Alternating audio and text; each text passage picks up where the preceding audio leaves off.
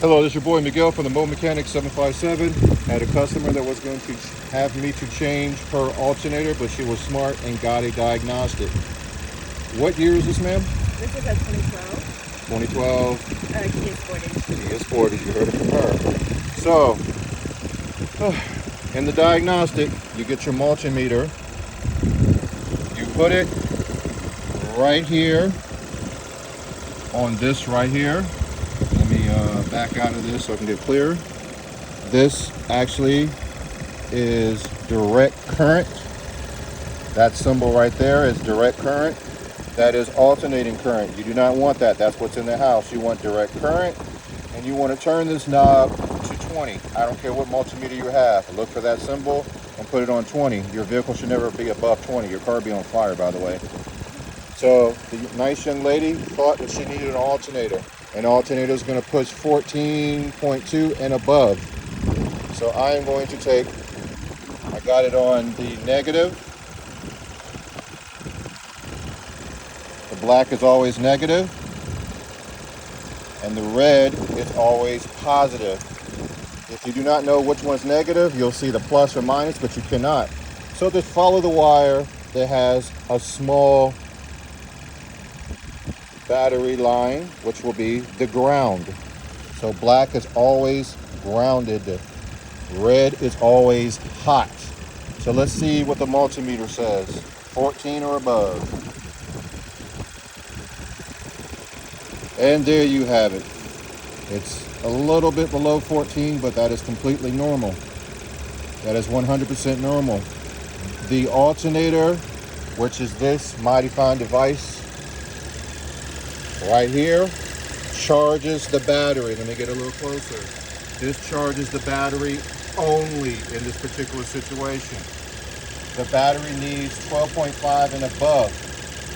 If you come over here to the battery and you're running the car, well, what's going to keep it charged? The alternator. So it has to be above 12.5. It's fluctuating, but that is normal. The computer is controlling that. Then I'm going to even go a step further for you guys. This multimeter and this tester will be in the video description. Black is negative. I'll put it right here on the negative. Red is positive. I'm going to put it over here.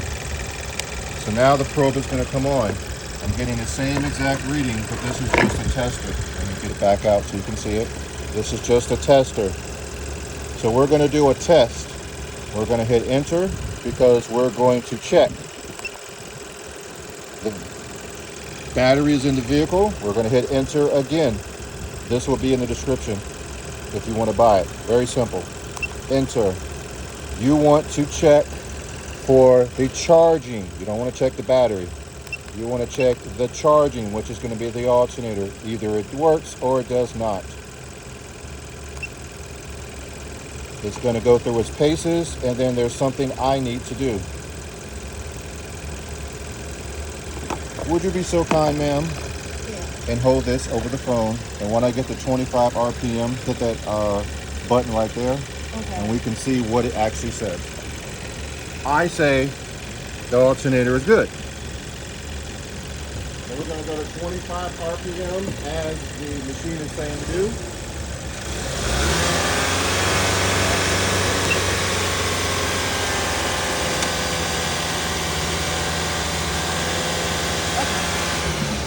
So what does it say then? It is at 30. It says charging normal. Wow.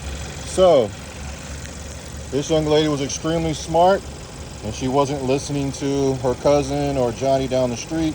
She actually allowed me to help her, save her. How much did you pay for this alternator, ma'am? $429. And so you would have been paying over $700 today for absolutely nothing.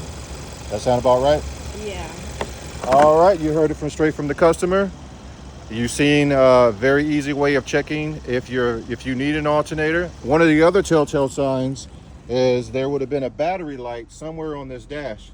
It doesn't exist. The brake light is on, but there is no battery light nowhere. That little yellow light is just for the tires. I'm trying to help you guys and save you guys money, people before profit. If you like these videos, please like, subscribe, and share. Thank you.